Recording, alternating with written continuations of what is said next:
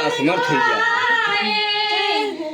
देखे कृष्ण रहे मुस्काए नंद के आंगन में, देखे कृष्ण रहे मुस्काए नंद के आंगन में, झूला झूल रहे भगवान नंद के आंगन में, झूला झूल रहे भगवान नंद के आंगन में।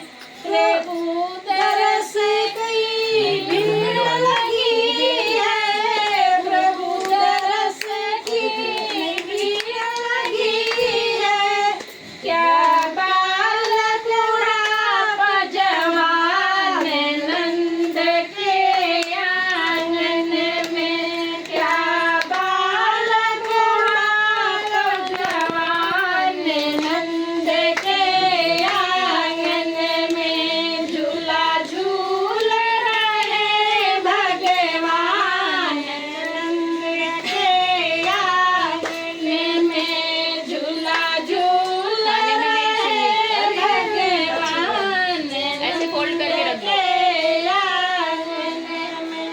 बाहर खड़े गोपी गोपिया, बाहर खड़े गोपे गोपिया, लिए हाथों में पकवान नंद के आंगन में, लिए हाथों में पकवान नंद के आंगन में, झूला झूल रहे भगवान नंद के आंगन में, झूला झूल रहे भगवान नंद के आंगन में। कृष्ण